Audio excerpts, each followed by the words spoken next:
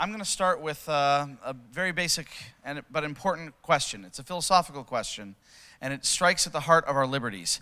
And that is, what is money? In a lot of cases, we don't really understand money. A lot of people don't. Hopefully, as libertarians, we have a deeper grasp of what money is. I've got a few examples here.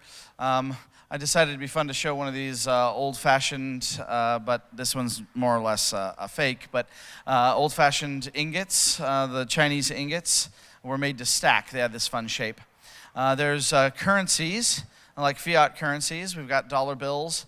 These amazing round stones. I don't know if you've ever heard of them. These are called the rye stones. So in Micronesia, there's about 2,000 different languages. There's all kinds of different stuff. One of the larger islands is the island of Yap. And the Yapese people had no stone on their island. Everything was soft. There were no large stones. They found another island not too far away. I mean, not by their standards, a couple hundred miles away, where there was limestone. And they thought, look at this amazing, rare material. Now, of course, limestone dust doesn't seem like a big of a deal. But they thought, this is an amazing material to make things out of. So what we should do is we should trade this. It must be valuable to us. And so they made these giant coins, is basically what they are. And these rice stones are, some of them are 7, 8 feet in size. And you'd think, what are you going to do with a giant stone like that? Well, here's the thing. This is actually a concept that we're using right now for money, which is cryptocurrencies. And what is cryptocurrencies? What we have are decentralized ledgers that measure a value, and then you can have a portion of that value is what you actually exchange. Well, rice stones were actually the very first cryptocurrency, if you think about it that way. So, and of course, just like most of us cannot afford a whole Bitcoin, most people couldn't afford a whole rice stone, besides the fact they were gigantic and hard to move anyway. So what they did was they brought these rice stones back to the Isle of Yap, and they began to create a decentralized ledger system, which was an oral tradition, as to what percentage or what part of you or your clan owned of each stone. And then they kept track. And when you bought or sold something, you would exchange some of your share in this rice stone, and everybody would be told, let's change this tradition. Now we're going to say that it's a different person who owns a different proportion of each stone. And then they would all add it to the rhyme until they memorized the different ownership of the stone. And so essentially, in ancient times, we already had a system of cryptocurrency as a blockchain that was memorized by those who owned a piece of that blockchain. Another thing that we've used for money, of course, is gold, but that led to banking. So I've got a Templar on here. One of the interesting things about using gold as money is that it's heavy. It's really heavy, and you have to actually have it to exchange. This led to banking, and some of the earliest bankers were the Knights Templar. That's really why they were destroyed in spite of all the fun conspiracy theories. What it really comes down to is follow the money. When you have a lot of money, you have a lot of power in a system, and they basically set up a banking system that went throughout Europe and the Middle East that would allow people to exchange receipts rather than to exchange gold. And so that's what led to what we call fractional reserve banking, which is what this country had up until about 100 years ago, before we had fiat banking. So here's the question. What is money really? There's all these different things that we call money. Money, especially if you look at this in terms of the Austrian School of Economics, is something of value that is exchanged. It has a few basic functions. Money is a measure of value. So when I say this thing or that thing is $10 or $100, we have to have an idea of value. So we're using it to measure the relative value of things. We're using it to exchange goods and services. We're also using it as a way of having savings so that we can save some of our labor or effort for a later date. Of course, if we didn't have that, we would basically have to gather only what we eat the day that we eat it. Things like that. In this case, we can say, okay, I have a store of value that I can then exchange later. And so all those things serve those functions, but what I want us to think about is, what serves it better and what doesn't serve it as well. And that is, different types of money have different usefulness. Each one serves a purpose, but each one has its own drawbacks. There are various problems that are caused by each different kind of money. And this is what's called transaction friction, usually. And I believe that we are approaching now a place where we can solve some of these problems with money. So, problem with fiat money. Fiat money is useful in the sense that you can make it in great abundance. Everyone can get a piece of fiat money. The problem is that leads to making more and more fiat money. Fiat, of course, means a rule. And so a government that makes a fiat is just some ruler or government that says, we're going to issue a coupon and we're going to say that it has value. You're going to exchange it as though it has value. It's a conceptual value, but there's no physical value. There's no way you can trade it outside that system for anything of real value. You can't use it as a thing of value. It's just a coupon that says, this has value, and you trade them around. Of course, the danger with fiat currencies is that they're centralized, completely centralized, and that leads to inflation. It always leads to inflation. Every fiat currency is always inflated. Why? Because that's really kind of the power behind it. It means that they can create more of it infinitely. And who wouldn't use that power if they had it, right? This is one of the reasons why they say the love of money is the root of all evil, but they also say that absolute power corrupts absolutely. This gives a centralized authority absolute power to control all property within its system, essentially. And that's, for those who don't understand that, I might think that's a very useful thing. The central bank can then determine the value of all property. Now, we're going to get into later why that's a bigger problem, but you guys understand that. Precious metals. I'm the Goldback guy. Man, I love precious metals. Gold and silver, wonderful stuff. But it still has a problem. It weighs a ton, literally. When central banks attempt to, especially large quantities, when they try to move gold around, it can be very, very heavy, very, very expensive. The other problem, of course, is the smallest unit of gold that we're used to, the smallest unit of silver that we're generally accustomed to, is the concept of a coin. And a coin is just a small thing you can stick in your pocket. But one gold coin from the U.S. Mint, it's gone down a little bit since I made this PowerPoint, but it's still at least $2,000 to buy one gold coin. And what are you going to do with that, really? Right? You can't buy lunch with that unless you are overpaying. Right? And especially because you can't make change in any smaller amount. The other problem that I haven't listed here is fungibility. One of the biggest problems is that, the U.S. Mint, they not only make 1-ounce gold coins for about $2,000, but they make 1/10-ounce gold coins for almost $300. And if you're doing math quickly in your head when I said that, you're thinking, wait a second, shouldn't it be $200 to $2,000? Because that's 1/10 of 2,000. Well, wouldn't you know it? The problem is there's no fungibility in those systems. They're not interchangeable. If I owed you 6/10 of an ounce of gold, and I said, okay, here's 1 ounce, now you can give me 4 10th ounces and change, you wouldn't want to do that because the 10th ounces have a different premium. And so if it's not interchangeable, it's not a measure of value. And so that's a problem. And so we have the Constitution, which has defined gold and silver as our currency. And yet, we don't use that anymore. We use a fiat. The Congress essentially delegated to the Federal Reserve its power to coin money or create money systems. It is delegated to the Federal Reserve Bank, and the Federal Reserve Bank, and then, of course, also the federal government has now separated that from any gold or silver exchange. Now, the constitutional definition of money was gold and silver, and that no state could make a fiat currency is specified right in Article 1, that no state can create a fiat currency. Now, what they say is, well, we said that no state could make a fiat currency. We never said the federal government couldn't make a fiat currency. So this is how they get around that to make our current fiat system. But still, to this day, states can issue currencies if they're gold and silver. And this is how we got started with the Goldback. Utah was the first state to pass a law called the Utah Legal Tender Act. And since then, about 15 states have passed legal tender acts, making gold and silver the recognized state currency of the state. And based on those laws, we were then able to issue a state currency in Utah called the Utah Goldback.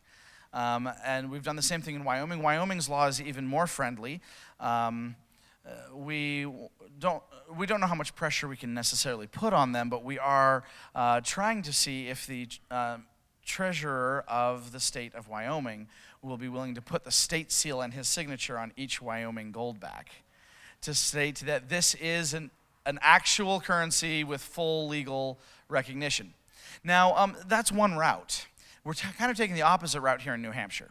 New Hampshire could issue, the state government of New Hampshire could issue the New Hampshire Goldback. However, we almost have a more advantageous opportunity here in New Hampshire, and that is there is no regulation, state law, tax, anything that would affect the Goldback in any way. Essentially, the state of New Hampshire takes no position whatsoever on the Goldback. It doesn't recognize it as an official legal matter, but it also doesn't do anything that would prohibit it or limit it or tax it or regulate it.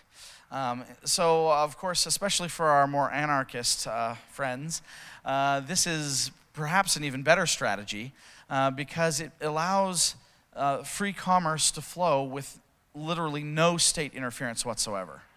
And so for the purposes of New Hampshire, we're not pursuing getting state law to pass legal recognition of the Goldback here. And so we'll see which of these strategies plays out the best. But the New Hampshire Goldback, of course, is still gold and silver coin, which means that the federal government can recognize it. So as I mentioned earlier, there are, the U.S. Mint does mint gold and silver coins. So one of the changes that we're making to the Goldbacks for 2022, and we actually do have some 2022s at our booth that I have not been selling yet, but I can show it to you. We've changed the language. Instead of saying voluntary negotiable instrument, it now says that it is a specie legal tender instrument. Why? Because the federal government, through the minting program, has said that it can be legal tender under the federal law if it is something that is specie and can be exchanged for specie legal tender, which is the federal government's issued gold and silver coin. So one of the things that you can do, for example, people sometimes ask, well, can I melt this down, make something out of it?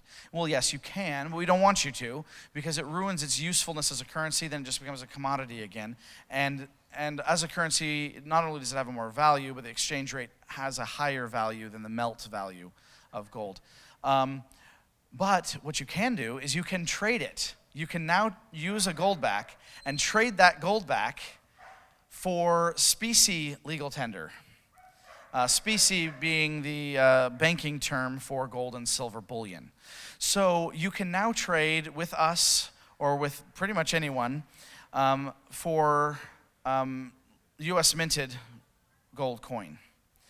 So you can use so essentially what that means is the Goldback isn't just made out of gold, it's also backed by gold, creating, once again, for the first time since the 1930s or so, an actual gold certificate. So each one is a gold certificate, but made out of gold. So making it, therefore, constitutional money by the federal law. So this is why we believe the Goldbacks are a solution to each of these problems. I did use a zero for the no transaction fees. There are lots of different problems with different currencies. I didn't really get into some of the problems with crypto, of course, which is a lack of stability to a certain extent, a stable value, which makes it a difficult measure of value, one of the most important functions of money. But there's also transaction fees and there's transaction times. One of the things with the Goldback is that it's essentially just cash. When you hand cash over, there's no fees, it's instantaneous, and it doesn't take any third party verifying this. When you spend fiat money, Sometimes we think, oh, this is a voluntary exchange between two people. I want to buy, you want to sell. We exchange something of value, the fiat currency, and it's just two parties. But it really isn't. Because it isn't a thing of value. It's a empty promise of value from an institution, the Federal Reserve. It's a three-party transaction. The nice thing about the Goldback is it is not a three-party transaction. We're not a party to that transaction at Goldback. We're just a manufacturer. We're making a gold money that is out of our control. Once it's in your hand, in crypto terms, you become a node. Every person who has Goldbacks in their wallet is a node in the Goldback network, if you think about it in terms of cryptography. Because each one then can verify, this is what a Goldback looks like, this is its value, and this is what I'm willing to trade it for, right? And that makes it useful. Now, the other big problem with gold has been that small coin problem that I mentioned earlier. One gold coin is worth too much. The nice thing is one Goldback is worth only $4 right now on the exchange rate. Now, if you want to be quite technical, the $4 exchange rate is a rounding for the purposes of Porkfest. Everybody agrees that we're going to do $4 because we don't want to carry around a bunch of pennies. The actual, on the currency exchange sites that are all put together for Goldback exchanges, the actual exchange rate today is $3.91, but we don't want to deal with the pennies. And frankly, pennies are quite useless anyway. The nice thing is that the purchasing power of a Goldback is extremely stable. Right now you can buy from several different places here at Porkfest a beer for one Goldback. My guess is that in 1,000 years, if you have a Goldback, or if we're still doing this project, but you will still be able to buy one beer for roughly that same amount of gold. Why? Because for thousands of years in the past, that more or less has been the case. The only problem has been the coins were too large, so you could only, instead of buying a beer, you would buy a shipment of grain for a larger sum of gold. But the amount of grain it takes to make one beer, roughly one Goldback. Always has been, probably always will be. So that makes them real money. They're physical gold. They're easy to exchange. They're thin. This is an odd thing to brag about, but it's a very, very useful thing. We don't realize just how much of a pain it is to carry around coins until you try to do everything in coins. If it's really, really thin, you stick it in a thin little wallet, it goes in your pocket. You don't lose it like you would with a teeny tiny coin. You know, in India, they actually made a teeny tiny coin once. And the danger was you could lose them. You get a pocket full of teeny tiny coins. And of course, each one of those coins was worth today's value about $40, $40 to $50. And it's, you know, it's like this little tiny BB. You get a pocket full, and pretty soon you're like, oh, I lost 5 or 6 of these. And then that really matters. It's more than a day's wages. It's very crypto-friendly. I want to talk, branch into that a little bit. One of the benefits of Goldbacks is that we are hoping that in the future we will be able to use this as create a token on a blockchain to do banking. One of the things with money and with the Goldback is that we were looking at solving all the problems with cash. But crypto does things that Goldbacks can't, right? Crypto is really the future of finance and financial institutions and exchanging value over great distances. Even then, if you want to do $1 billion in Goldbacks, you'd still have a shipment problem. You'd still have to exchange a huge quantity of something. But if we can put it on a blockchain, this is an opportunity, guys, that nobody is stopping you. And I kind of do want to help you. We need somebody to create a blockchain where the tokens are exchangeable for Goldbacks. Because what are we really trying to do? We're trying to solve a very similar problem. The same problems that we have with these other currency systems are trying to be solved by the crypto systems. We're trying to solve with our solutions. I think the future of money is really going to be a hybrid product where you can do all of the financial independence of and large transactions and distance transactions that a crypto offers, as well as all of the cash solutions, the visceral, like I have the value in my hand experience of having the gold, which doesn't change its value. So philosophically, I'm going to get into the philosophy of it. We have basic human rights. We have to have a basic understanding of our freedom. What is our freedom and how do we secure it, right? A childish view of freedom might just be, I do whatever I want, right? But of course that can affect other people's freedoms, other people's rights. So various philosophers, of course, throughout time have tried to nail this down. What is basically a summary of what it means to have human rights? And in its most basic, there are the three great freedoms: life, liberty, and property. And they are intrinsically interconnected. If you can take away any one of them, you lose all of them. For example, if you can take my life, of what use is my property? I don't own it anymore, it goes to my heirs. You've taken my life. If you take away my liberty, if you lock me in a cage or make me a slave, then I'm no longer in control of my life. It's not mine anymore. And I have no property. I become the property, essentially, of that system. But the one that we often forget is property, partly because they changed from the first draft in the Declaration of Independence. Originally, it said that we each have inalienable rights to life, liberty, and property, and they changed it to life, liberty, and the pursuit of happiness, at the insistence of people who owned slaves. Slaveholders said, well, no, you can't say that all men have a right to property because some men are property. Well, in that case, they don't have their life or liberty either, and they certainly can't pursue happiness. And so we've now recognized the great evil of that, and that compromise, of course, was nonsense, because even at the time, they understood philosophically that these three rights are inextricably linked. And why is that? If you can take my property, if you can manipulate my property, then how did I get that property?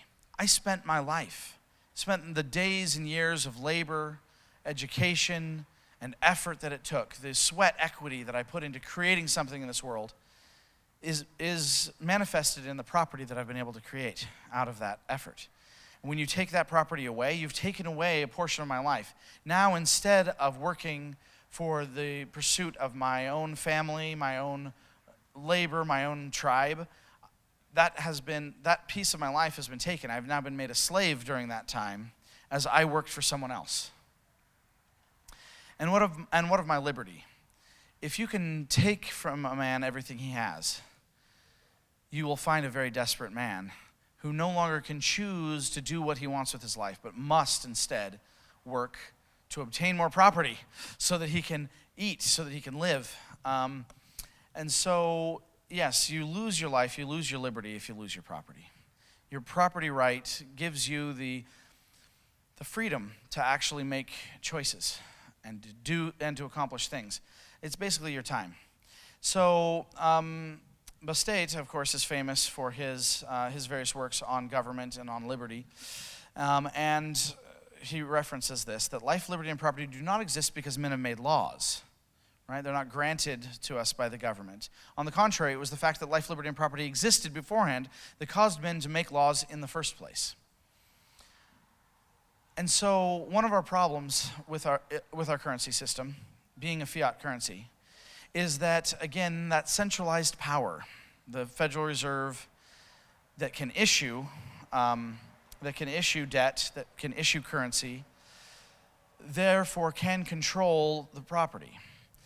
So long as we allow ourselves to be part of really the mental tyranny of valuing everything in dollars, using it as our primary unit of measurement, using it for all of our daily transactions, for all of our daily needs, then they have the power through inflation or other means, or currency issuance through debt instruments, through the finance system.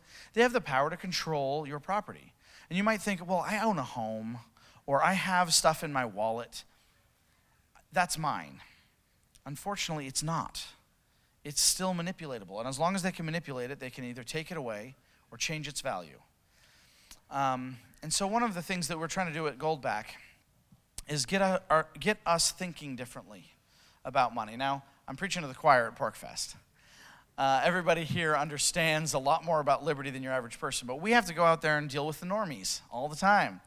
And so we're going to have to talk to them a little bit about what is money, what is value, what is property.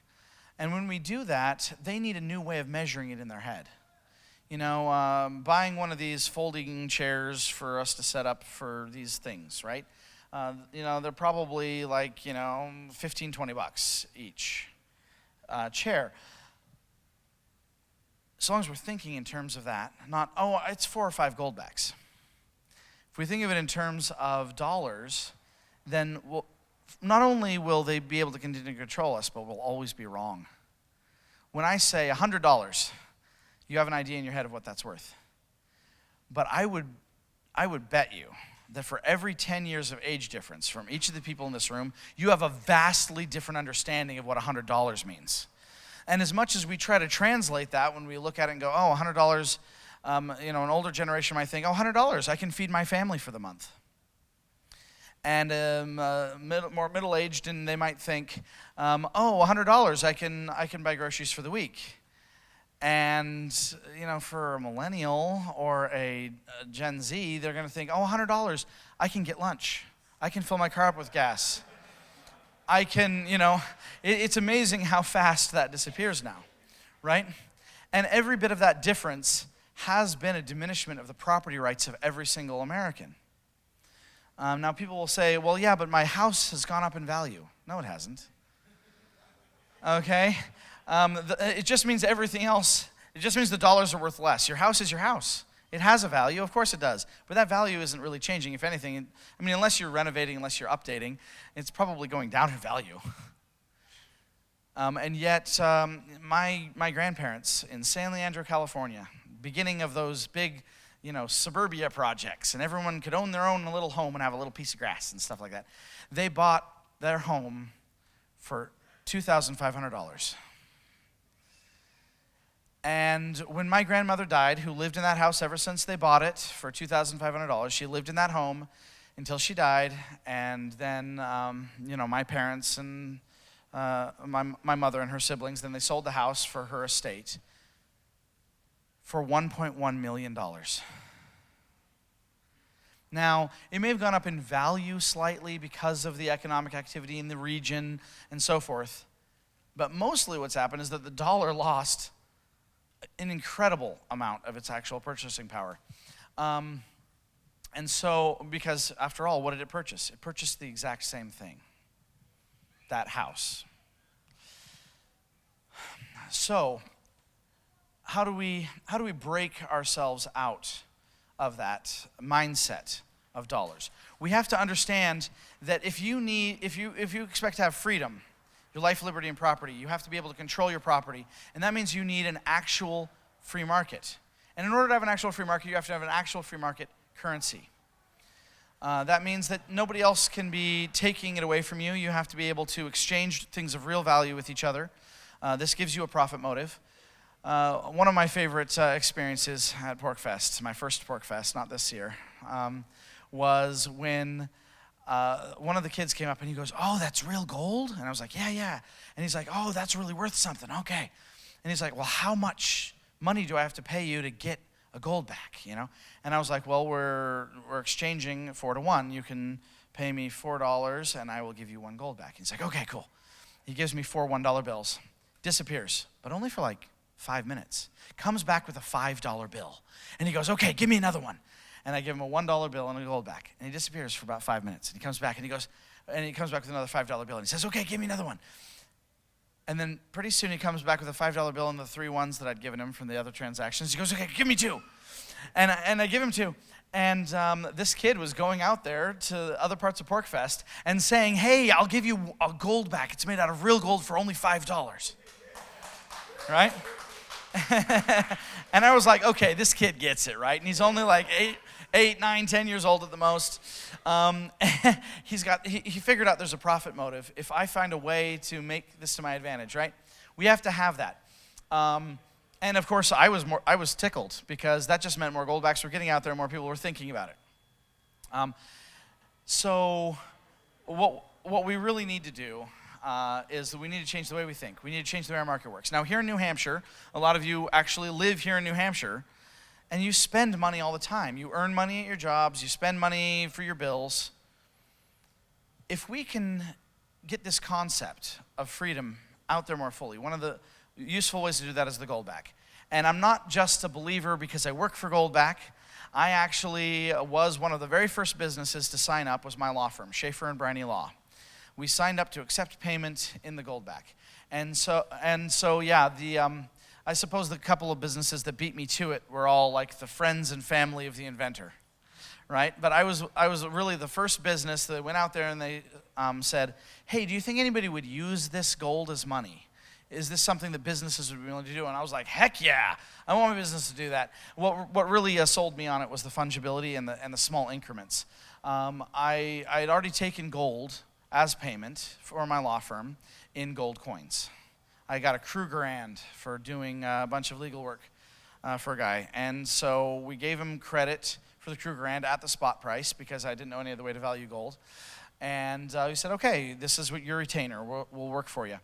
But it was a little bit of a hassle because I was like, okay, it's cool that I have gold now, but when do I sell it for dollars? When I realized this is the problem with gold. You buy it for dollars, you sell it for dollars. You didn't really use gold, did you? You used dollars twice, and you used dollars, unfortunately, in a way that created a tax liability. Last thing we want to do is create another new tax liability just because I used gold. The nice thing about the Goldback is you don't have that. It's an exit. When you move to the Goldback, you step right out of the whole system of the dollar and into another system. And unless you sell your Goldbacks for dollars, you don't realize a gain. That's the problem with buying and selling precious metals usually is the whole point is to realize a gain. But that gain is a complete illusion. It's a complete fiction. The only reason why there would be a gain on gold or silver is because its value has risen in comparison with the dollar. But since we know the dollar is an arbitrary value and the gold is of real value, you didn't actually gain anything that they should be able to tax you on. There was no income there. All there was inflation avoidance. So first they tax you through inflation, and then they tax you for avoiding their tax of inflation. So it's hard, how do you escape? You escape with the Goldback. Because when you change your fiats into Goldbacks, and you price things in Goldbacks, and you think in Goldbacks, and you spend the Goldbacks, you don't realize a gain according to the IRS. Not unless you sell it back and you sell yourself back into the dollar system. This makes it possible, by the way, for us to offer, and I don't know where we're going here. Okay, there we go. Opportunities. I'll get to that in a second. They just assume at the IRS that you're going to use dollars, that you're going to go back to the dollars, right? But yeah, unless you go back to the dollar system, no taxes. And this makes it possible for us to do some really powerful investment opportunities. For example, in order to manufacture our product, the Goldback, we are, by necessity, we have to have a large quantity of gold to do our manufacturing process, right? That means it's so much easier for us to borrow that gold from you than it is for us to just make enough profit that we're like, okay, finally we sold all the Goldbacks, we can take our 10%-ish cut, and we can now buy 10% of the gold and make 10% of the Goldbacks we could otherwise make, and then it would be this diminishing return, right? So instead, what we need is new money flowing into the system. And the way we do that is we borrow it from you. We don't want to borrow it from the banks. We don't want to borrow it from the system as is. Otherwise, they can just borrow us out of existence. They could just buy us out. Instead, we offer this opportunity basically only to other freedom-minded individuals who want to invest. And what does that do? You buy the Goldbacks up front, but you don't take delivery. What you do is we say, okay, you're entitled to a certain number of Goldbacks, but we haven't manufactured them yet, so you got to wait a year, and then you get more Goldbacks. So we pay a return, much like a certificate of deposit, where we pay additional gold on top of the gold. But that's not the only way it makes you money. The gold is avoiding inflation. So as compared to a dollar investment, it's rising in value. Gold and silver right now have not kept up with inflation for this recent bout of inflation. But the cool thing is that basically just means gold and silver are on sale right now. Because gold and silver always catch up to inflation eventually. They always have. I don't know exactly when that will happen. And this is why I was like, oh, give me a disclaimer. I'm not giving financial advice, right? Or legal advice, not on a recording, right? But yeah, in general, this is the way it's always worked. Eventually it catches up. So that's another way you make money. The third way you make money is because you're helping us do manufacturing. It's 4-to-1 right now here at PorcFest, right? Or 3.91 on the currency exchange is the value of one Goldback. Well, we can manufacture it for a little less than that, thank goodness. Otherwise, we wouldn't be able to survive. We wouldn't be able to continue with the project.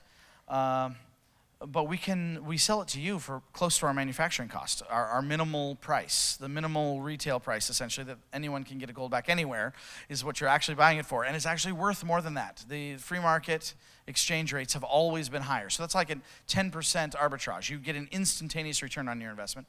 And the fourth way it makes you money and really makes a difference in the world is if you do it right, it's a big if you do it right, you don't owe any tax liability on this investment because you just have Goldbacks. And it's perfectly legal to buy Goldbacks tax-free. It's perfectly legal to use Goldbacks. You haven't realized your gain unless you sell your gold again for dollars and buy your way back into the Federal Reserve System. Well, why would you do that? The whole point is to exit the financial reserve system, in which case you don't realize the gain according to the IRS. So that's some of the ways that works. Now, there's additional opportunities beyond that. You can fund a new state. Right now, we have a couple of different people on the line saying that they want to fund a Hawaii Goldback through this investment opportunity. To do a Hawaii Goldback, we actually need a little less than $400,000, and we will launch a whole new state. Wyoming just came out. This is a little preview of some of the artwork that Lady Liberty on the 50 Wyoming Goldback. Those are different ways you can buy in or get involved, and then also the crypto opportunities I mentioned earlier. So really, what is the future of money? I believe that the future of money has to bring us to principles of liberty. Otherwise, we will just continue again and again to be under the tyranny of centralized planning that diminishes our freedoms, diminishes our property. And we also need something that's real, something you can hold in your hand. So I don't think crypto by itself is the future of money. Sorry to the crypto purists.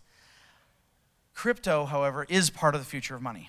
We need the ability to make purchases over long distances and have something that we know and can verify is real without a centralized authority. Because the moment you centralize that authority, you're going to end up with fiat again. It's just too much power for any one person to have over everyone else's property. You know, this is one of those things that I sometimes like to point out. Let's say you could have the philosopher king that Aristotle wanted, right? Even if you had the philosopher king, utterly benevolent, brilliant intelligence, wants to do everything they can to maximize the life, liberty, and property of everyone under their power, I guess I'm a bit of an anarchist in the sense that I do not think that will last. Even if you have a great king, a good king, who does so much, who brings us from bad times to good times, kings don't live forever.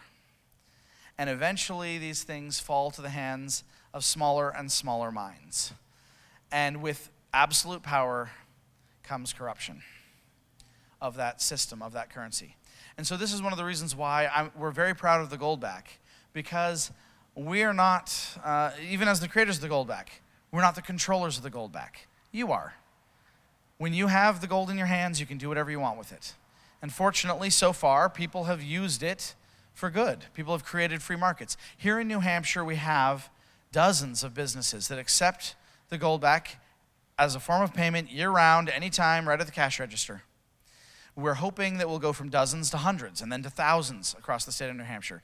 I would think it was really amusing if we could get to the point where someone comes over the border from Mass and pulls out some Federal Reserve dollars at a store and says, oh yeah, how much is that? Oh yeah, that says 4. Do you mean $4? And they're like, no, it's 4 goldbacks. And they're like, what's goldbacks?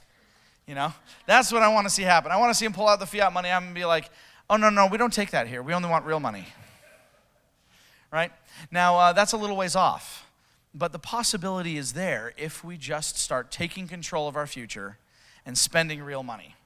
So I hope that you will protect your life, liberty, and property by using the Goldback, and I will take questions now.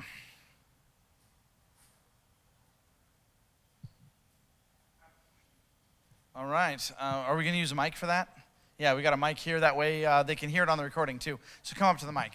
But I do want you to come up to the mic. I want to answer your questions. Go ahead. Do you guys do audits on the amount of gold in the Goldbacks? And if you do you publish those reports? Yes, the publishing is somewhat limited. What we really need to do is have that on the website all the time. We do assay every batch of Goldbacks. There's actually 4 ways we do that. First of all, it's a very precise process. We're using something called vacuum deposition. You could think of it as using a laser as the nozzle to do a 3D printing. So we literally measure it at an atomic level while creating it. We X-ray it for its density, and that gives us an idea of its purity and what it's made out of. There's a spectrometer analysis that can be done to find out the purity of the metal that's being used. And then there's also the fire assay. Out of every batch, we take a few out, we put it in a crucible, we melt it down. The polymer, the ink, all of that vaporizes at a lower temperature than the true melt temperature of gold. And so then we take that gold that remains, that BB, and we weigh it and test it with the X-ray, the spectrometer, all of that. And we actually do put about 2% more gold in each Goldback than the face value says to make sure that you can always verify that it has enough. Now, that's just in-house. The most important thing is third parties. And third parties do regular assays, and they have been assayed by almost all of the major bullion houses in America and continue to be. And if you have the proper equipment, we invite you to do so as well. There have been some YouTubers who just like light them on fire and like, I don't know, man, you think the gold's there or whatever? That's not a scientific process. If you have the proper equipment, we'd be very happy for you to also do it. We'd probably be willing to pay you some small amount of money for you to also do a proper analysis just to further verify that it is what it says it is. So do you have plans to publish the reports? So yes, a lot of those reports are available. They're through Valorum. So yeah, what I'd like to do maybe is just is create a tool. When I'm talking about published reports, there are reports you can get, but published reports, one of the things I'd like to see is they are serialized, but they're not serialized in the traditional way. They're not just numbered. It's actually a crypto key that's printed on each one for its serial number that then is like a code you can plug in, and that way it prevents counterfeiting in the sense that that key then tells Valorum which batch, which day, which all those details are that it was created non-sequentially, so that you can look up the assay on each individual one. And actually we keep the remaining little gold BBs that we melt down. We actually keep those on file with the full reports. Thank you. You bet. So you mentioned the Constitution grants states the power to issue, I guess, currency backed by gold and silver. Yeah, it does it in a little bit of a backwards way. It says that no state can issue a currency unless it's gold or silver. So yeah. Wyoming and Utah, the state is involved in that process, whereas New Hampshire, it's kind of, you're doing it in a vacuum? Correct. So what are the advantages and disadvantages of having the state being part of it as opposed to doing it privately? Right, so I guess the disadvantages of involving a state is that they can continue to regulate it. We don't know what future laws will be. Will those future laws be favorable? Will they be even more favorable? Like, for example, one of the things that we're hoping that they do in Utah and Wyoming is officially adopt it as the state currency. We'll give it a certain amount of legitimacy in the eyes of the statists particularly, right? Throughout the world, they'll say, oh, look, this is a government-issued official thing. And that can help with legitimacy. For a lot of people, they view that as a heightened sense of quality and so forth. But yeah, then the concern is that they could regulate us away if they change their mind later. Some future legislature decides, oh, well, we don't want to do this anymore. In fact, we're going to prohibit it or something like that. Then we have to fight that battle. And so I think in a more pure philosophical sense, I like what we're doing in New Hampshire the best, personally, because at this point, if anybody attempts to do anything that might regulate or affect it, then we just fight that and say, hey, you can't take away our liberty. We're already doing this. You can't mess with it. Thanks. So, you bet. It's probably a simple one, but just curious if at this moment that... Sorry, wait for that I for know. a second. I couldn't hear you there. Like right now, so you said there's a few states that are doing it. Did this translate between states? Like, can you use Oh, your... right. Yeah, like if you have a Utah Goldback in your pocket right now, can you spend it? Correct. Yes, you can. Okay. You, one of the analogies I like to use is it's sort of like, you could think of it like the state quarters. Okay. It's still a quarter, right? Right. Even if it says Louisiana on it, you can use it in New Hampshire. It's the same thing. It's the same amount of gold. It's the same quality control. It's the same manufacturer. It's the same everything. They're completely interchangeable. It's just a different art style. And that sort of matters to some people because the different art styles depict the history and the culture of each state that they represent. And of course, here in New Hampshire, people are patriotic about being from New Hampshire. Right. So, you know, that's why that matters to some people, but it really is the same exact thing, fully interchangeable. Thank you. You bet. You already answered half of the question, which is you've already got a crypto code on each one. Why not just have a hybrid? So let's say I buy some Goldbacks and I put them in the bank. The bank, scans them. It goes on my on the blockchain ledger that I now have crypto, and then I can use that. It seems to me like with better, smarter minds than mine who know more about crypto to say, you got the best of both worlds. You've got a tangible thing, but you can also transfer it via crypto, and it's just a ledger entry that says that this stack of bills of Goldbacks now belongs to that guy over there. Right, and with the full fungibility, of course, anybody could then come to that institution or that vault and exchange their crypto tokens for the Goldbacks and then take physical possession. And that is very much possible, and we very much want to do that project. A couple of our problems is just that that's an institutional need that needs to happen, and we are very much looking to create those institutions, but they don't fully exist yet. Right now we have something called the United Precious Metals Association. And the United Precious Metals Association is a non-profit organization. You can all open an account for free, by the way, even with nothing in it, at upma.org.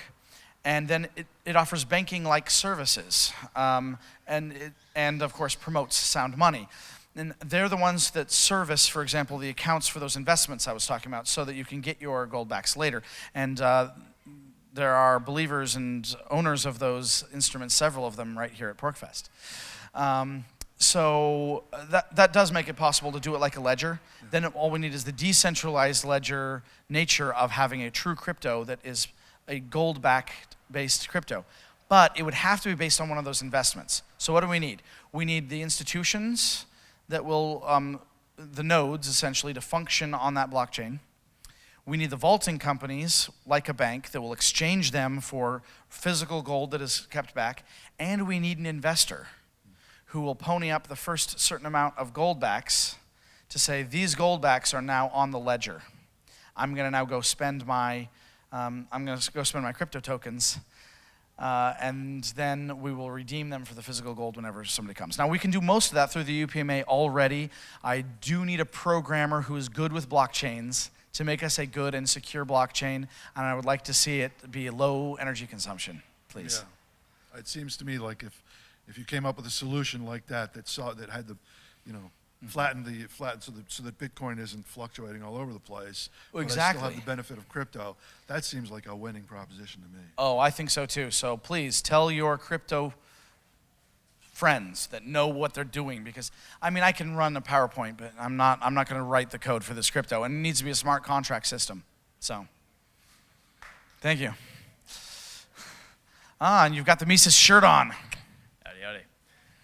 So earlier on in your talk, you talked about the concept of decentralization being important for currencies and money to exist in a proper free market economy.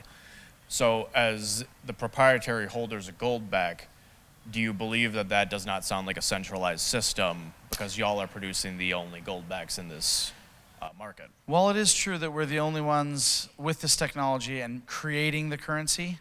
I don't believe it is centralized, because we're just a manufacturer. Once it's in your hands, it's your gold. It's a free market. You do whatever you will with it. And we no longer have any control over that. People will say, well, you could inflate it by making more goldbacks. No, we couldn't. No matter how many goldbacks we make, it's still gold. Now, if we don't make enough goldbacks, their scarcity could give it a numismatic value, and to some extent that can drive up the exchange rate because people are like, I want to get one of those. They're hard to get. Scarcity would drive it up. But making more will never drive it through the ground. It'll never make it worthless because it's made out of gold. And frankly, what we want to do is make as much of it as possible and then let the free market simply operate. And when it does that, it does so without our intervention.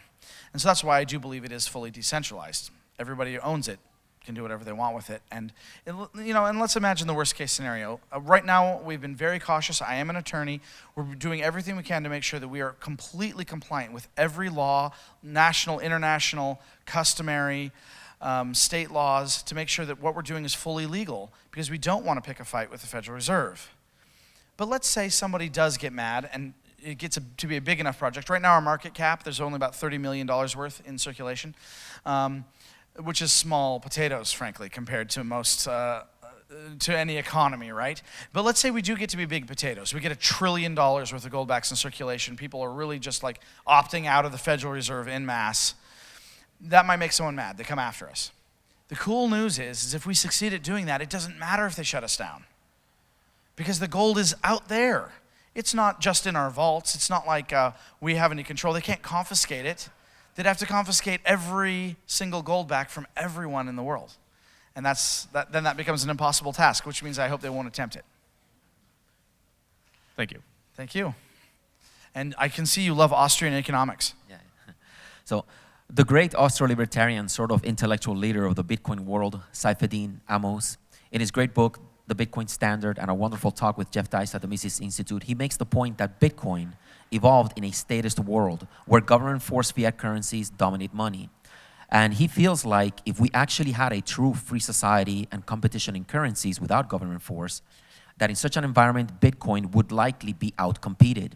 Have you given much thought to money in a true non-statist world where people knew who Mises was? How do you see your goldbacks competing in such an environment? I believe that they'll compete very, very well. One of the reasons I believe the goldback is going to work for a lot of people for money is that it doesn't require any specialized knowledge.